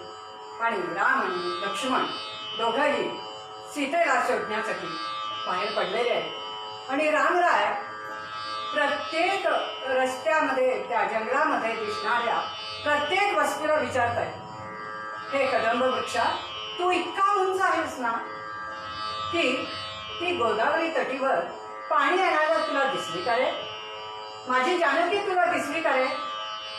हे अशोक वृक्षा, तुझं नाव आहे शोक निवारण करणं. तर हे शोक निवारण करण्याचं नाव तू सार्थक करशील का आणि मला सांगशील का, माझं शोक निवारण करशील का की कुठे जानकी गेलेली आहे. आणि असं प्रत्येक दगड धोंडे वृक्ष वल्ली जे काय दिसेल त्याला रामराय विचारताय की तुम्ही माझ्या जानकीला बघितलं का, तुम्ही माझ्या जानकीला बघितलं का, तुम्ही माझ्या जानकीला ती इकडनं जाताना कुणी पाहिलं का. जसं आपण एखाद्या हरवलेल्या माणसाचा शोध घेताना विचारतो तसं श्री रामराय करतात. देव आहे का प्रत्यक्ष पण करतात. आता बघू का करतात. आणि त्याच वेळेला दाक्षायणी आणि भगवान शंकर तिथे आलेले आहेत. आणि भगवान शंकराने लांबूनच श्रीरामांना वंदन केले. ते बघून दाक्षायणी म्हणते, अहो हा पत्नी वीराने असा हिडतोय आणि त्याला तुम्ही नमस्कार करता, या एका यत्किंचित मानवाला तुम्ही नमस्कार करता. हेच का तुमचे प्रभू, यांचंच का तुम्ही ध्यान करता, कसे आहेत ते.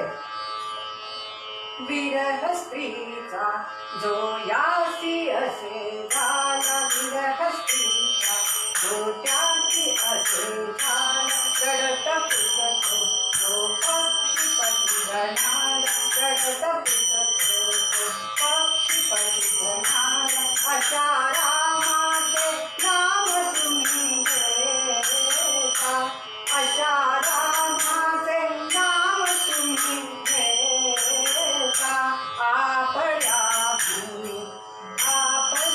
भूमी श्रेष्ठ तया म्हणता, तया म्हणता, तया म्हणता. अहो भगवान, या माणसाला तुम्ही आपल्यापेक्षा श्रेष्ठ मानता आणि यांचं तुम्ही नाव घेता. त्यावेळेला भगवान म्हणतात, अगं प्रिये, अगं मुग्धे, तुला कळत नाहीये तू काय बोलतीयस हे, आणि ते रामराय असे काय म्हणतात याची तुला जाणीव नाहीये. तुला माहितीये का ते कोण आहेत का, कोण आहेत ते? हे माझे प्रभू रामचंद्र, हे माझं आराध्य दैवत कोण आहे हे तुला माहिती आहे का प्रिये? दाक्षायणी, तुला माहिती आहे का कोण आहे? तो पूर्णानंद, तो निर्गुण पूर्णानंद, देवाची करावया सोडवण,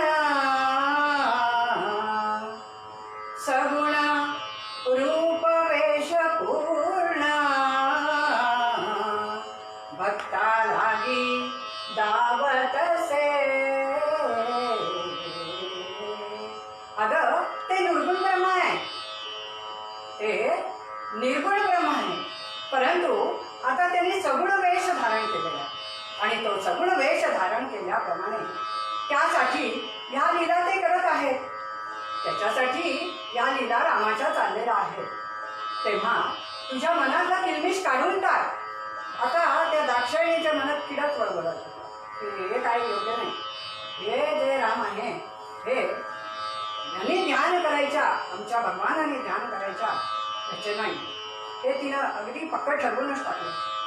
किती पदोपदीने भगवान शंकर विनवत आहेत की हा सगुण वेश धारण करून पृथ्वीवर मानवाचा जन्म घेतल्यावर ह्या लीला कराव्या लागतात.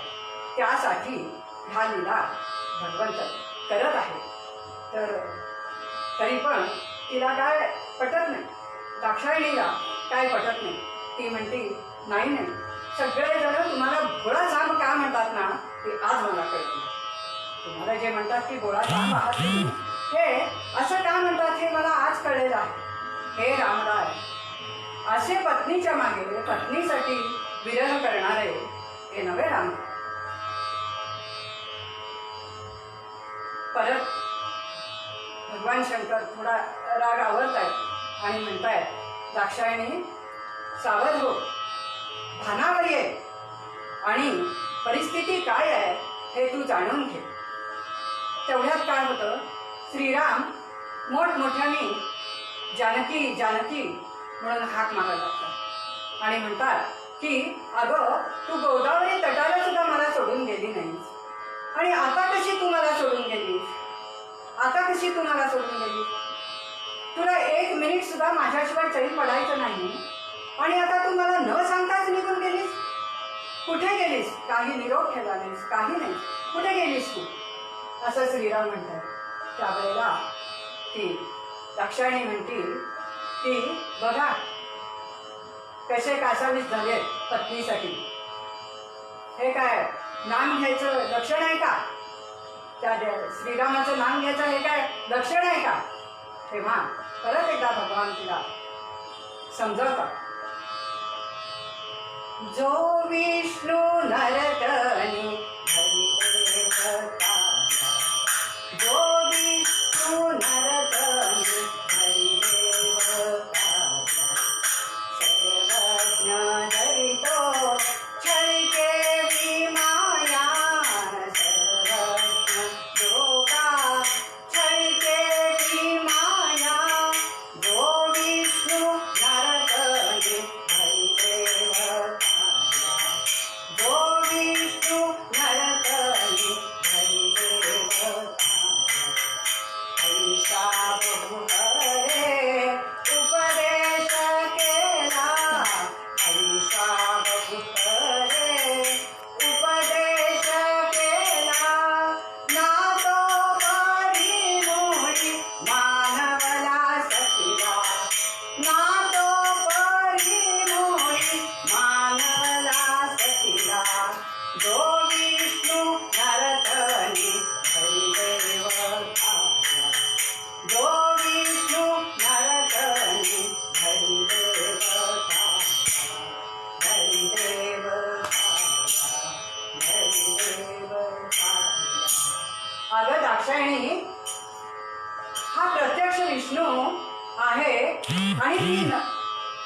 नरदेह धारण केल्यामुळे हे सगळं करतोय हे तुला मी किती वेळा सांगू. तुला का पटत नाही आहे माझी गोष्ट. तेव्हा दाक्षायणी म्हणती, हे बघा जे समोर आहे ना ते मी सांगते, बी प्रॅक्टिकल. दिसतंय ना समोर. आता तो जानकी जानकी जानकी करून सगळ्या वृक्षबल्ल्यानं विचारतोय म्हटल्यावर ते काही नाही म्हणत. हे सामान्य माणूस आहे. श्रीराम हे सामान्य. तेव्हा शंकरांना भयंकर राग येतो. ते म्हणतात, आता तुला काय समजावण्यात अर्थच नाही आणि तुझी दृष्टी फारच कलुषित झाली आहे. तेव्हा बघ, अजूनही विचार कर आणि हे असले विचार तू मागे घे. त्याच वेळेला काय होतं की श्रीराम जानकी जानकी म्हणून हाक मारून लक्ष्मणाला म्हणतात, अरे लक्ष्मणा, जानकी आली बघ. म्हणून एका झाडाला घट्टमिठी आवडतात. त्यावेळेला तर ती म्हणतीच दाक्षायणी, हे काही नाही, हे श्रीराम आहेत ना, हे सामान्य माणूस आहेत, सामान्य नर आहेत आणि हे मी तुम्हाला पटवून दाखवते, हे मी तुम्हाला खरं करून दाखवते. शंकर भगवान म्हणतात, आता काय करणार आहेस बाई तू. ती म्हणती की जो माणूस हा तुमचा आराध्य दैवत श्रीराम जानकी आणि वृक्षातल्या ज्या माणसाला फरक कळत नाही तेव्हा मी प्रत्यक्षच जानकी होऊन जाते की. जर वृक्ष आणि जानकी याच्यातला फरक कळत नसेल तर मी प्रत्यक्ष जानकीचं रूप घेऊन गेले तर ते मला कसं ओळखते. मी जानकीची रूप घेते आणि तिकडे जाते. जानकी होऊनी अशीच जाते, श्रीरामाना मी भुलविते. जानकी होऊनी अशीच जाते, श्रीरामाना मी भुलविते. शील परीक्षा त्यांची घेते, ऐकावे नाथा. शील परीक्षा त्यांची घेते, ऐकावे नाथा. मी जानकीचं हुबेहूब रूप घेऊन घेते. जे झाडाला कसतात ते मला प्रश्नात नाही, मला नक्की प्रश्न. त्यावेळेला शंकर भगवान म्हणतात, आता माझंच सत्व, आता माझंच हे संपलं. मला तुला समजवण्याचा ताकद, माझी सहनशक्ती संपली. तुला काय करायचंय ते तू कर, पण मी आता माझ्या स्वस्थानी जातो. पण भगवानाने एक अट घेतली, दाक्षायणी तुला घ्यायची आहे ना परीक्षा, तू घे. मी नको म्हणतो तरी तू घेतेस. नको म्हणून मी अजूनही सुद्धा सांगतो, पण तू ऐकत नाहीस. बायका एकदा हाताला पेटल्या की पेटल्या, मग ते देव बायका असू दे किंवा पृथ्वीवरच्या असू दे, ते काय आपलं सोडणार नाही. तू घे, माझं काही म्हणणं नाही. पण मी तुला एक अट घालतो की जर करता ह्या परीक्षेमध्ये तू फसलीस, तुला पराजय पत्करावा लागला तर तू परत माझ्याकडे यायचं, तू कैलासावर यायचं नाही असं सांगतो. ठीक आहे, तुम्ही काही काळजी करू नका, तुम्ही जावा आणि मी त्या श्रीरामांना जानकी होऊन जाऊन माझ्या पाठोपाठ जानकी जानकी म्हणत तुमच्यापर्यंत घेऊन येते की नाही. हे श्रीराम हे सामान्य प्रेम आहे, हे मी तुम्हाला सिद्ध करून.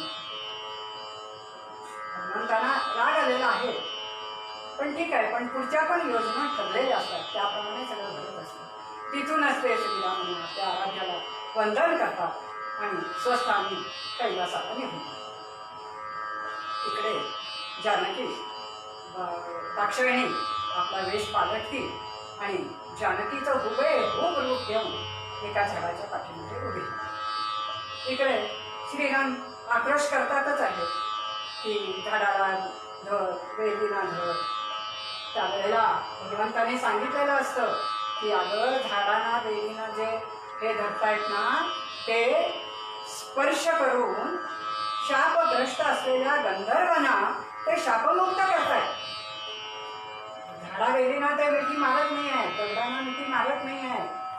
अगं अहिल्या शिळा सुद्धा राघवांच्या पदरजांनी ती मुक्त झालेली आहे. हे सगळं तिला आठवत आहे भगवंताने सांगितलेलं, तरी पण ती आपला हट्ट सोडते आणि लक्ष्मण दाक्षायणी जानकीहून एका झाडाच्या पलीकडे थोड्या अंतरावर उभी आहे आणि श्रीराम शोक करत एका चौथऱ्यावर बसलेले आहे. त्याच वेळेला लक्ष्मणाचं लक्ष जातं की झाडाच्या पाठीमागे कोणीतरी आहे आणि तो धावत तिथे जातो आणि प्रत्यक्ष सीतामाईला बघून तो म्हणतो, माते तुम्ही इथे आहात? अहो प्रभू रामचंद्रांची अवस्था काय झाली आहे तुम्ही नाही का पाहिलं? कुठे होता तुम्ही? हे पाठोपाठ प्रश्न लक्ष्मण विचारायला लागतो. आम्ही केव्हापासून शोकमग्न होऊन तुम्हाला शोधतोय. प्रभू रामरायांची परिस्थिती पाहवत नाहीये. तेव्हा दाक्षायणी जरा खुश होती. चला रिहर्सल तर चांगली झाली नव्हती. लक्ष्मण तरी फसला. त्याला काही इतका म्हणजे रामा इतका त्याला उद्वेग झालेला नाही आहे. फसला म्हणजे राम नक्कीच फसणार हे ती सूत्र म्हणते, गणित मानते आणि म्हणते मग नाही हो भाऊजी, एक राक्षस आला, तुम्ही दोघं त्या हरणाच्या पाठीमागे गेला तर तेव्हा मला त्यांनी उचलून नेलं, पण तेवढ्यात एक देव माणूस आला, त्याने मला वाचवलं आणि तुम्ही दोघं इथे आहात म्हणून ह्या झाडाच्या पाठीमागे मला सोडून तो गुप्त झाला, तो देवदूत गुप्त झाला. बरं काही हरकत नाही माते, तुम्ही भेटलाय यातच खूप आनंद आहे आणि चला मी तुम्हाला श्रीरामांची भेट घालवून देतो. त्यांची अवस्था बघवत नाही आहे मला. तुम्ही असं करा, माझ्या पाठोपाठ या, मी पळत पुढे जाऊन श्रीरामांना ही बातमी देतो. बरं ठीक आहे म्हणतो. लक्ष्मण धावत येतो आणि सांगतो, प्रभू आपल्या मातोश्री आलेल्या आहेत, आपल्या मातोश्री मला दिसल्या. आणि त्यावेळेला भगवंतांना माहिती होतं की दाक्षायणी आलेली आहे म्हणून ते अधिकच शोकाकुल व्हायला लागतात आणि त्या लक्ष्मणाच्या पाठोपाठ दाक्षायणी जानकी रूपातली दाक्षायणी येते आणि तिला वाटतं की प्रभू रामचंद्र आता धावत माझ्याकडे येतील, जानकी तू आलीस का म्हणून. पण तसं काहीच होत नाही. प्रभू रामचंद्र उभे राहतात आणि लक्ष्मण म्हणतात, ही का जानकी? दाक्षायणी रूपी जानकीच्या हृदयात धस्स होतो हो. ही का जानकी म्हटल्यावर तिची अपेक्षा होती जानकी म्हणून धावत आपल्याकडे येणं, असं विचारल्यावर तिच्या हृदयात धस्स होतो. मग लक्ष्मण म्हणतो, मग ही मायावी राक्षसी आहे का? मायावी राक्षसी आहे का? कारण तेव्हाच वेगवेगळे वेश घेऊन येतच होते राक्षस वनामध्ये, त्यामुळे ही मायावी राक्षसी आहे का? थांबा, आता ही माझ्या तडाख्यातून सुटणार नाही. मी तिचा बरोबर बंदोबस्त करतो म्हणून धनुष्यबाण हातात. त्याच वेळेला श्रीराम म्हणतात, थांब लक्ष्मण, नाही जानकी आहे ना कोणी मायावी राक्षसी नाही. अरे लक्ष्मणा, ही तर प्रत्यक्ष जगत जननी आहे आणि ही जगत जननी माझी परीक्षा घेण्यासाठी, कारण दिसणाऱ्या झाडाला, फुलांना, वेलींना, दगडांना मी मिठी मारतोय बघून माझी परीक्षा घेण्यासाठी ही जगत जननी आलेली आहे. आणि श्रीराम जाऊन पटकन त्या दाक्षायणीचे, जानकी रूपातल्या दाक्षायणीचे चटकन पाय धरतात. लक्ष्मणही त्यांना वंदन करतो आणि त्याच वेळेला श्रीराम म्हणतात, तू का आलीस माझे आई, मजला ठाव द्यावा आई. तू का आलीस माझे आई, मजला ठाव द्यावा आई. कैलासपती माझे सद्गुरु, शांते दर्शन तू घे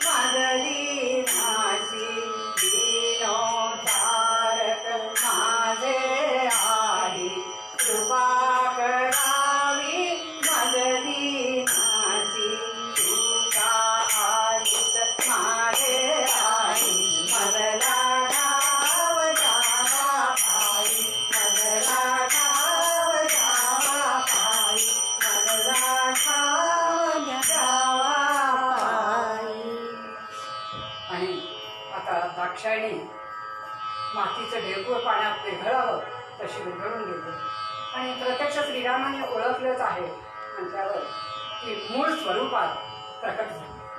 मूळ स्वरूपात प्रकट तर झाली, पण पुढचा क्षण आठवून तिला काही समजेनासं झालं. त्या कैलासनाथांचे शब्द तिच्या कानामध्ये यायला लागले. भगवंतांनी तिला सांगितलं तर, ओळखील तुझ राघव माझा नाही फसायचा. ओळखील तुझ राघव माझा नाही फसायचा. शीलापासून जानकी जीवन नाही दळायचा. शीलापासून जानकी जीवन नाही दळायचा. नकोश घेऊ सत्वबलीचा या मार्गी जाऊ. नकोश घेऊ सत्वबलीचा या मार्गी जाऊ. निराश होऊन कैलासावरी मम मंदिरे तू. निराश होऊन कैलासावरी मम मंदिरे तू. मम मंदिरे तू. मम मंदिरे तू. आता तर आपल्याला स्थान नाही कैलासात. भगवंत सांगून गेले, तू जर या याच्यात फसलीस परीक्षेमध्ये तर माझ्याकडे यायचं.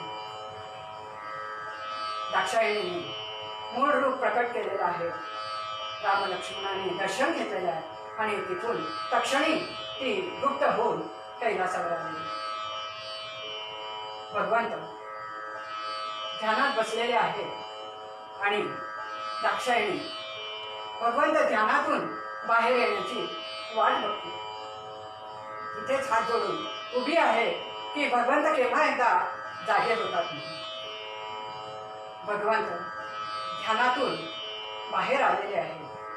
बघा, पहिल्यांदाही दाक्षायणीला बघितलंय त्यांनी आणि आताही समोर दाक्षायणीला बघताय. दाक्षायणीला बघितल्यावर भगवान शंकर इतक्या निर्विकार वृत्तीने त्या दाक्षायणीकडे बघतायत. दाक्षायणीच्या हृदयाचं पाणी पाणी झालं. त्या नजरेमध्ये तेव्हा ती अगदी गयावया येऊन क्षमा मागतेय भगवंतांची. भगवान, माझ्याकडून चूक झाली, पुन्हा मी अशी चूक करणार नाही. तेव्हा एकदा मला क्षमा करा आणि माझा स्वीकार करा. त्यावेळेला भगवंत म्हणतात की क्षणभर का होईल, एक क्षणभर तू माझ्या आईच्या रूपात आहेस आणि मी ध्यानामध्ये तुझा जप केला. मी ध्यानामध्ये तुला आई म्हणून मानलं, तेव्हा आता तुझा पत्नी म्हणून स्वीकार करणं कदापिही शक्य नाही. जानकीला दाक्षायणीला खूप वाईट वाटलं. आता तिथे तर आई म्हणून मानणं शक्य नाही. ती तडक रामरायांच्याकडे आलेली आहे आणि तिनं घडलेला सगळा वृत्तांत श्रीरामांना सांगितला आणि म्हणाली, आता मी काय करू? भगवंत माझा स्वीकार करणार नाही. मी जाऊ तरी कुठे? आता कैलासावर मी राहणं शक्य नाही. आता काय करू मी? तेव्हा भगवंत म्हणाले, माथे काळजी करू नका, तुम्ही इथेच जप करत बसा, ध्यान करत बसा आणि थोड्या दिवसांनी तुमचे पिता दक्ष प्रजापती हे यज्ञ करते आणि त्या यज्ञामध्ये भगवंतांना हवीज देणार आणि त्या आपल्या पतीच्या अपमानाचं कारण पुढे करून तुम्ही यज्ञकुंडात उडी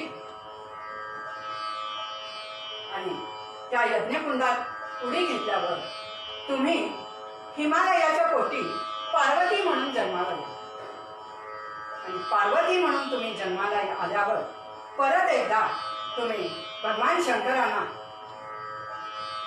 आपलंसं करून घेण्यासाठी आपला पती करून घेण्यासाठी अरण्यामध्ये घोर तपश्चर्या कराल आणि त्यावेळेला भगवान शंकर आणि तुमचा विवाह होईल आणि पार्वती म्हणून ते तुमचा स्वीकार करतील. त्यावेळेला श्रीरामाने तुका आलीस माझे आई म्हणजे तुका ई असं ह्या शब्दाने त्या देवीची स्तुती केली, त्या दक्षायणीची स्तुती केली, जगन्मातेची स्तुती केली, जगज्जननीची स्तुती केली. म्हणून तिथेच एका देवीची प्रतिष्ठापना श्रीरामाने केली आणि त्या देवीचं नाव तुकाई असं ठेवलं.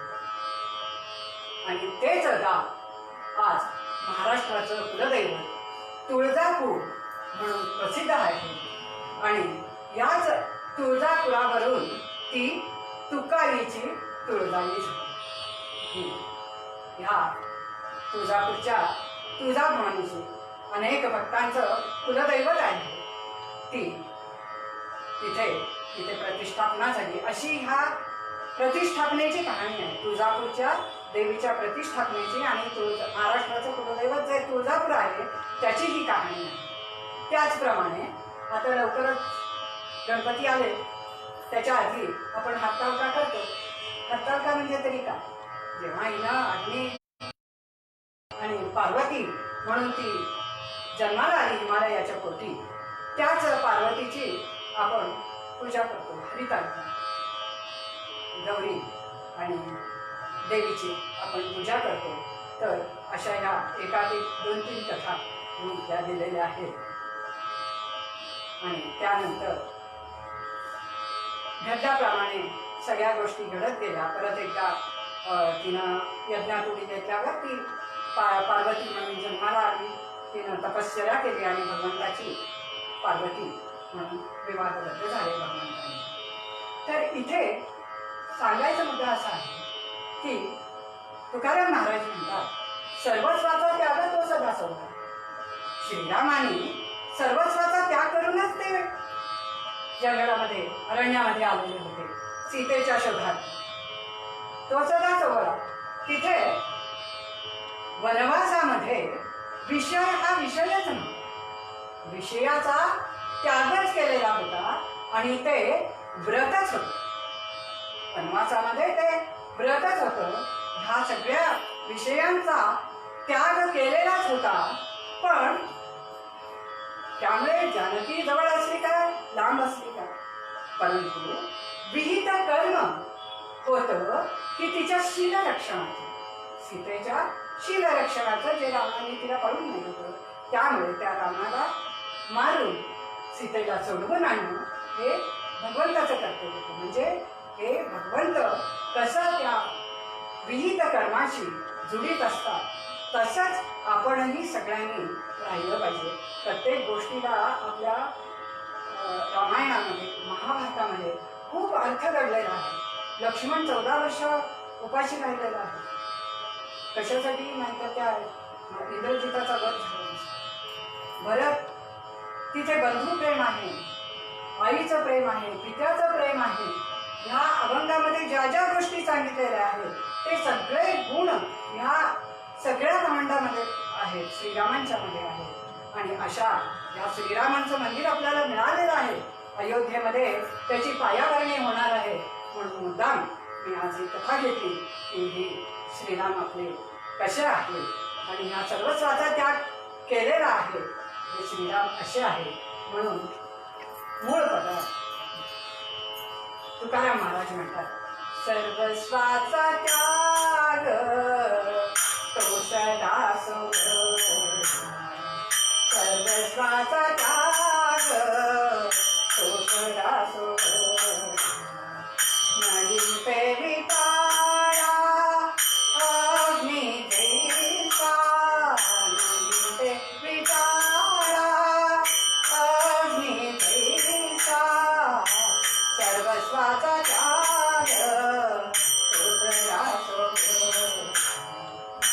ब्राह्मणे वर्म जाणी तया वीणा पावे करिता क्षीण सामांडी सर्वस्वाचा त्याग तो सदा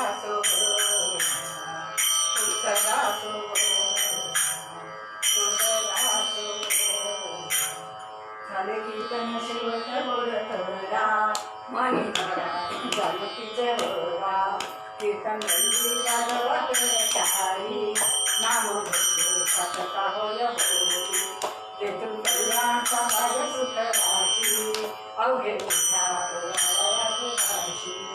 अवघे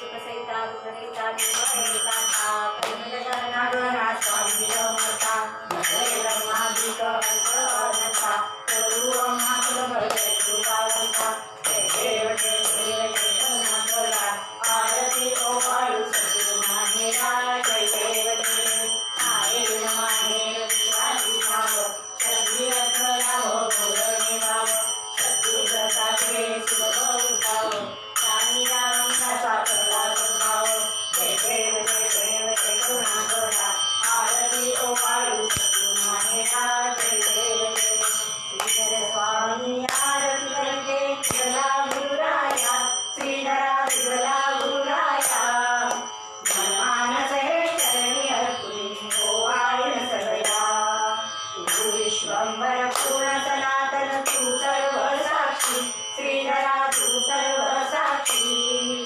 भक्तासाठी पावन येशी परब्रह्मरक्षी तुझ्या कृपेचा महिमा वर्णी भोळा शंकर श्रीधरा भोळा शंकर चिन्मय व्यापक सर्व चराचर तू विश्वंभर श्रीधर स्वामी आरती करते शुद्धला गुरुराया श्रीधरा शुद्धला गुरुराया मनमानस हे करणी अर्जुनी ओवाळीन सगळ्या भक्ताचे तू भक्त पुरविसी भक्ती पाहोनी श्रीधरा भक्ती पाहोनी दया सागराची नामाखाई श्रीराहोनी शांती सुखाची अखंड मूर्ती सद्गुरु श्रीधरा स्वामी सद्गुरु श्रीधरा भक्तावरती कृपा करुण्या सुखविना प्रेमा श्रीधर स्वामी आरती करते तुझला गुरुराया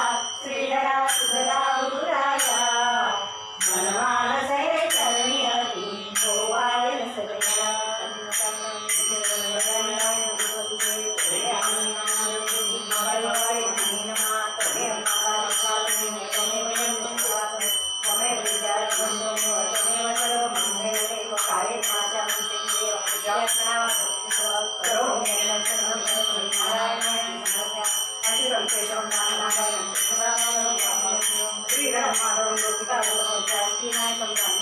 हरे राम राम राम हरे हरे कृष्ण कृष्ण कृष्ण हरे हरे सदा सर्वदा योग तुझा घडावा तुझे कारणी देह माझा पडावा वेशू नको गुणवंता अनंता प्रभू नायका मागणे घे आता ज्या ज्या स्थळी घे मन जाय माझे त्या त्या स्थळी घे निज रूप तुझे म्हणजे मस्तक ज्या ठिकाणी ते सद्गुरु पावेत कोणी जय रघुवीर समर्थ सर्व उपस्थित श्रोत्यांना पेटी तबला दोन्हीही नसल्यामुळे थोडीशी गैरसोय कीर्तन झालेलं आहे तरी पण तुम्ही सांभाळून घ्यावं अशी मी विनंती करते आणि आजच्या कीर्तन सेवेला पूर्ण विराम देते.